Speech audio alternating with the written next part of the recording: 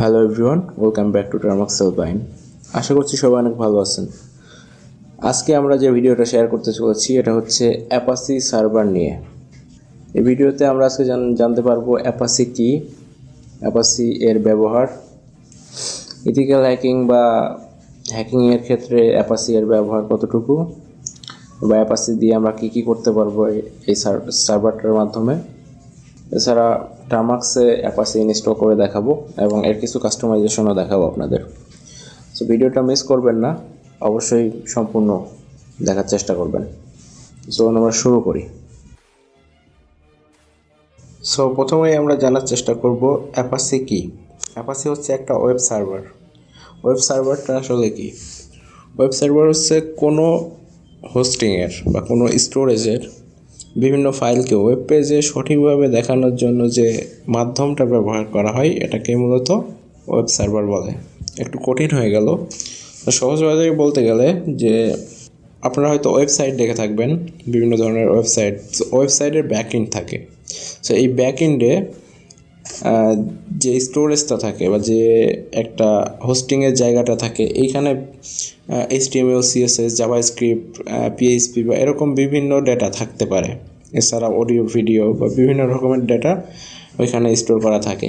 So এই ডেটাগুলোকে যে মাধ্যমে ওয়েব পেজে দেখানো হয় বা একটা ব্রাউজারে দেখানো হয় এটাকেই মূলত ওয়েব সার্ভার বলে, বা ওয়েব সার্ভারের মাধ্যমে এটাকে পাবলিকের সামনে প্রকাশ করা হয়।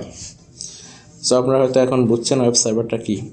আর এই ওয়েব সার্ভার বিভিন্ন ধরনের সার্ভার আছে, অ্যাপাচি আছে, জ্যাম্প আছে, আরও বিভিন্ন ধরনের সার্ভার আছে। তো অ্যাপাচি হচ্ছে সবথেকে জনপ্রিয়। অ্যাপাচি HTTP প্রোটোকল ব্যবহার করে। আর অ্যাপাচি সার্ভারটা বিশ্বের সবথেকে দ্রুত এবং নিরাপদ এবং খুবই জনপ্রিয় একটি সার্ভার। অ্যাপাচি এর ব্যবহার এত বেশি হওয়ার কারণ হচ্ছে অ্যাপাচি হচ্ছে ওপেন সোর্স এবং এর বেশ কিছু সফটওয়্যার আছে যেগুলো সম্পূর্ণ ফ্রি। SSL আছে, তারপরে ভার্চুয়াল ডোমেন আছে, IPv6 আছে, এছাড়া আরও অনেক কিছু আছে যেগুলো সম্পূর্ণ ওপেন সোর্স। আর অ্যাপাচি যখন সর্বপ্রথম তৈরি করা হয় তখন এটি ইউনিক্স যে একটা এনভায়রনমেন্ট আছে এটার জন্য তৈরি করা হয়েছিল, যেটা মূলত লিনাক্সের। বর্তমানেও অ্যাপাচি 90%ই লিনাক্সে ব্যবহার করা হয়। আর এর কিছু গ্রাফিক্যাল সিস্টেম যুক্ত হয়েছে যেটা এখন উইন্ডোজে ব্যবহার করা হয়। সো এখন বিভিন্ন ধরনের অপারেটিং সিস্টেমে অ্যাপাচির ব্যবহার আছে। সো আমরা আজকে জানবো অ্যাপাচি কীভাবে অ্যান্ড্রয়েডে টার্মাক্সে ইনস্টল করতে হয় এবং এটার কনফিগারেশন এবং অ্যাপাচি দিয়ে আমরা মূলত কী সব কাজ করতে পারবো সেটা সম্পর্কে জানার চেষ্টা করব।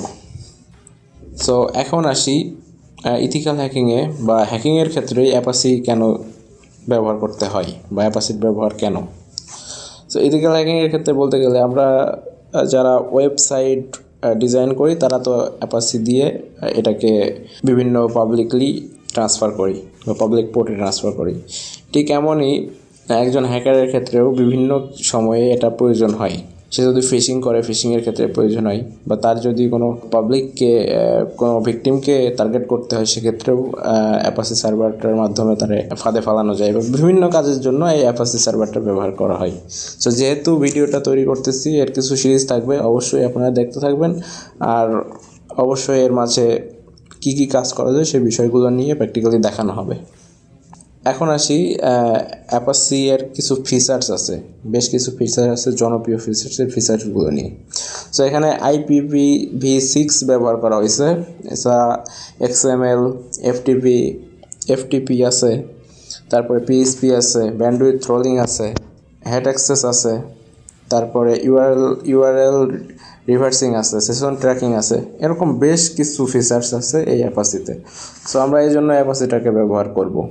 তো এখন আমরা টার্মাক্সের স্ক্রিনে চলে যাই এবং দেখি কীভাবে অ্যাপাচি ইনস্টল করতে হয় এবং এর বেশ কিছু কনফিগারেশন করব। So stay on the video. So শুরুতে আমরা টার্মাক্স অ্যাপ্লিকেশনটাতে চলে যাব এবং যাওয়ার পর apt আপডেট অ্যান্ড apt এই দুইটা কমান্ড এন্টার করব। এটা হয়ে গেলে আমরা টাইপ করব apt install Apache 2 then enter.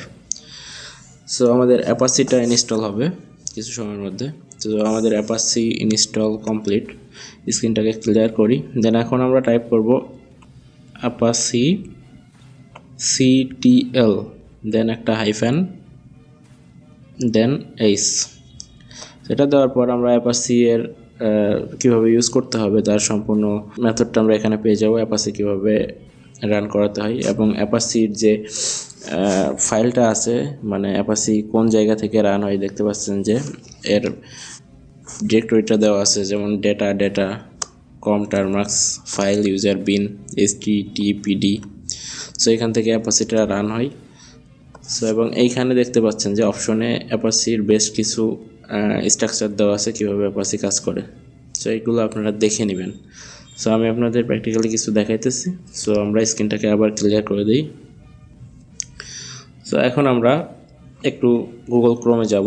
Google ক্রোমে যাওয়ার পর আমরা যদি এখানে জাস্ট লিখি লোকাল হোস্ট, সো আমাদের যে হোস্টটা এটা তো লোকাল হোস্ট আর আমাদের ডিফল্ট পোর্টটা থাকে 8080। তাহলে আমরা যদি এখন এন্টার করি, একটু পেজটা রিলোড দেই, সরি। সো আমরা যদি পেজটাকে রিলোড দেই তাহলে এখানে দেখতে পাচ্ছেন যে আমাদের এখানে মানে কোনো নো নেট কানেকশন দেখাচ্ছে, মানে সাইট নট রিচ, মানে আমাদের লোকাল হোস্টে কোনো সাইট নাই। সো এখন যদি আমরা এখানে অ্যাপাচি CTL দেন এন্টার করি, সেখানে দেখতে পাচ্ছেন যে আমাদের অ্যাপাচি সার্ভারটা রান হয়েছে। তো এখন যদি আমরা লোকাল হোস্ট .8080 গিয়ে এটা রিলোড দেই তাহলে এখানে দেখা যাচ্ছেন ইটস ওয়ার্ক, মানে আমাদের লোকাল হোস্টে আমাদের অ্যাপাচি সার্ভারটা রান হয়েছে। সো এখন যে কাজটা আমরা করব সেটা হচ্ছে যে আমরা যাব অ্যাপাচি এর মেন ডিরেক্টরিতে। সো একটু আগে আপনারা দেখলেন যে হেল্প অপশনে গিয়ে আমরা দেখলাম যে ডিরেক্টরিটা কোথায়। সো এখন যদি আমরা ls টাইপ করি আমরা আসি হোম ডিরেক্টরিতে। সো এখন আমরা cd এন্টার। তো এখন আমরা আসি হোম ডিরেক্টরির বাইরে। সো এখন আমরা টাইপ করব cd usr দেন এন্টার, আবার ls। এখন আমরা যাব হচ্ছে শেয়ার ফোল্ডারে cd share দেন এন্টার, আবার ls। সো এখানে দেখতে পাচ্ছেন যে অ্যাপাচি 2 নামে একটা ডিরেক্টরি আছে। সো আমরা এখন টাইপ করব cd অ্যাপাচি 2 দেন এন্টার, আবার ls। সো এখানে যে ডিফল্ট সাইটটা আছে আপনারা এইটা কপি করে দেন চেঞ্জ ডিরেক্টরি দিবেন, দেন এখানে পেস্ট করে এন্টার করবেন। সো আমরা চলে যাব ডিফল্ট সাইটে। সো এখানে আছে htdoc, আবার এটাকে কপি করবেন দেন cd পেস্ট এন্টার। সো এখন ls টাইপ করলে আপনারা এখানে ইন্ডেক্স HTML এবং ম্যানুয়াল দুইটা অপশন পাইবেন। সো আমি একটু আগেই আলোচনা করছিলাম যে হোস্টিংয়ের যে HTML CSS জাভা ফাইলগুলো থাকে সেগুলো নিয়ে। সো এখানে একটা ইন্ডেক্স ফাইল HTML ফাইল আছে, এই কারণেই আমাদের এখানে ইটস ওয়ার্ক লেখাটা আসছে। সো এটা আমি একটু ক্লিয়ারলি যদি আপনাদের দেখাই, রান করে cat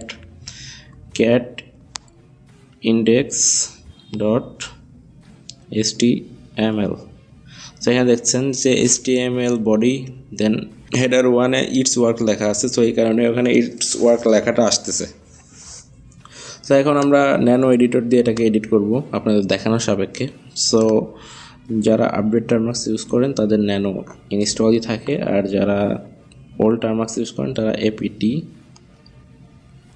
install nano then enter করবেন, ন্যানো ইনস্টল হয়ে যাবে। সো এখন আমরা ক্লিয়ার করে দিই বোঝার সাপেক্ষে, ls টাইপ করি। সো এখন nano space index.html then enter. So এইখানে আপনারা একটু লক্ষ্য করেন যে HTML এর হেডারে ইটস ওয়ার্ক লেখা আছে। সো এখন যদি আমি এটাকে রিমুভ করে যদি এখানে লিখি সাবস্ক্রাইব Termux Helpline।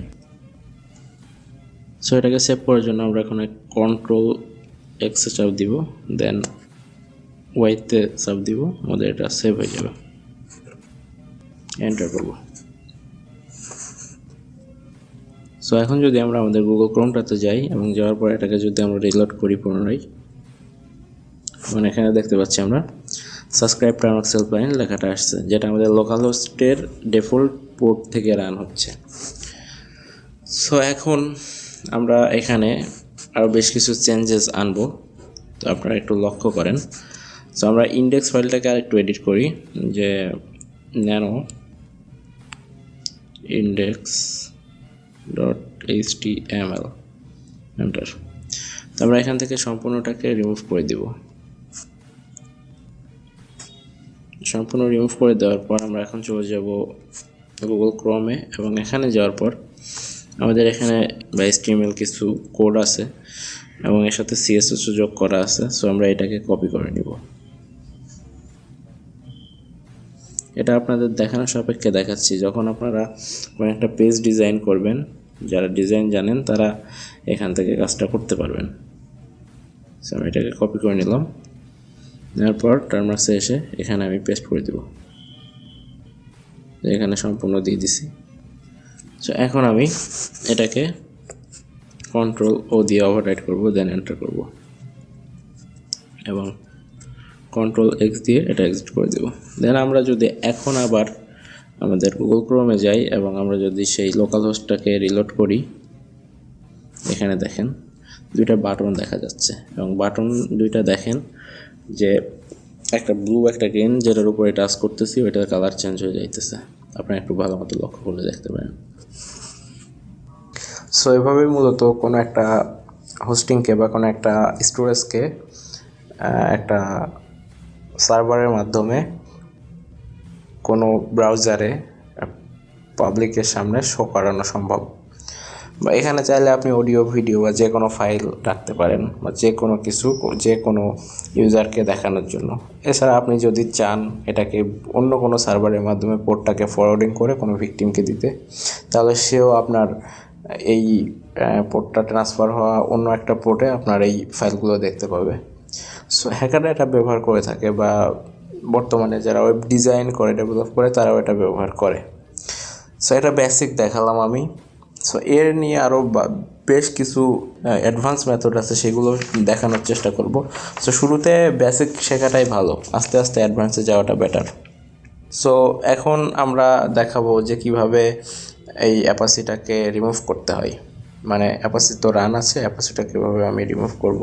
সো এখন আমি যদি টার্মাক্সটাকে পুরোটাই এক্সিট করে দিই, তারপরেও আমার এখানে আমাদের অ্যাপাসিটা থেকেই যায়, অ্যাপাসিটা রান থেকেই যায়। দেখেন এখানে আমাদের অ্যাপাসি এটা রানিং আছে, আমি যত রিলোড করি না কেন এটা এখানে রান আছে, এটা এখানে কাজ করতেছে।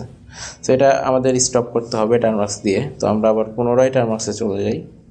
টার্মাক্সে আসার পর আমরা এখানে টাইপ করব Apache, দেন CTL, দেন একটা হাইফেন, দেন STOP, দেন এন্টার।